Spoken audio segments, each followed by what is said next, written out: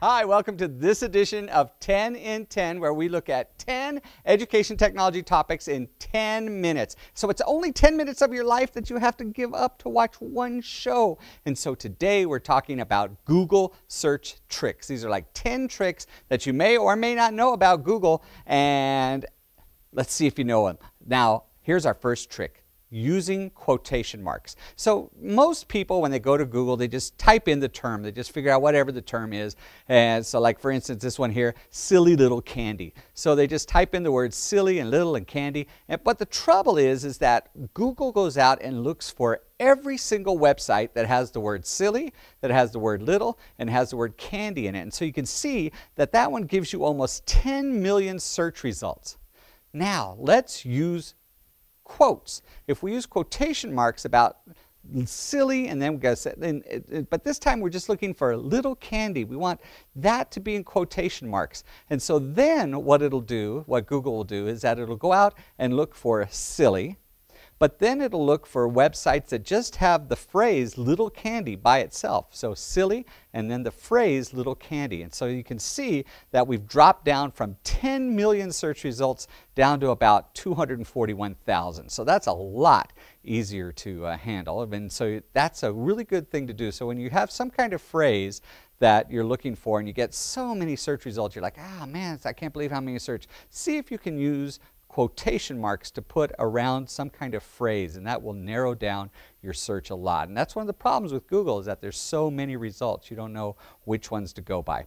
So let's look at our next trick. Our next trick is using the built-in dictionary. I bet most people don't even know that Google has a built-in dictionary. You can actually type the word define in Google, in the search bar in Google, and then type in a word. So in this case, we put in the word judiciary. That might be a word that kids come up with when they're looking at in social studies or in history. So you type in the word judiciary, and you type the word define before any word that you want to define, and it comes up with the definition. It also sounds it out. It gives you the phonetical spelling, and it also, if you see that little speaker right there, it'll also sound the word out for you. It'll speak the word to you. It gives you the origin, where it comes from, how often it's used, and then what's really neat about it is that you can even then translate it. So right within that screen, you can translate back to all different kinds of languages. So if you said, I wonder what judiciary is in Spanish, you can actually click on Spanish and it'll give you the translation. So that's the second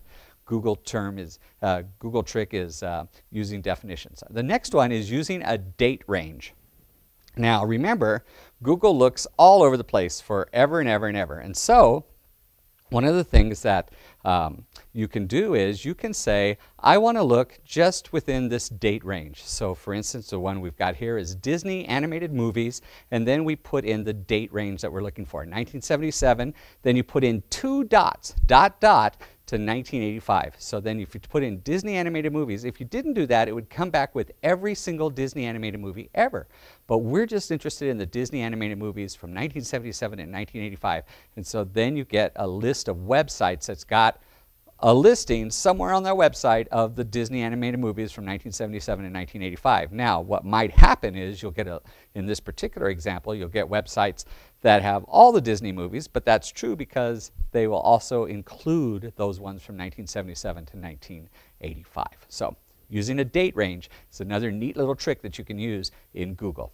The next trick is using the calculator. Google has a built-in calculator right there on the search bar. So you can just type in a word, type in your problem, and it does basic math, and it does some trig and stuff like that. But you can use the plus sign for plus, the dash for minus sign, the forward slash for division, and the asterisk for multiplication. So we've entered this little problem here, and if you just put equal at the end and hit return, it'll come back with the results. And then what's really neat is that it'll pop up a calculator. So you've got your calculator there because it's thinking you're doing some math problems. So not only will you enter the problem, but then after it's done, it'll pop up a calculator that you can actually use to solve more problems if you want. So Google has got this built-in calculator. Bet you didn't know that was there.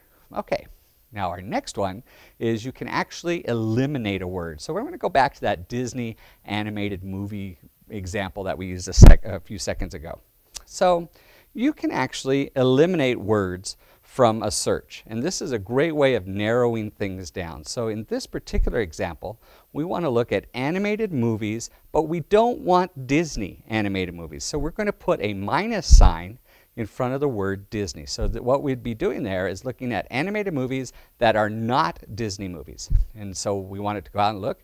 And so what you see is you'll get back this website search or this search, and you can see there's a whole bunch of animated movies that have nothing to do with Disney. And so every single one on that list has nothing to do with Disney.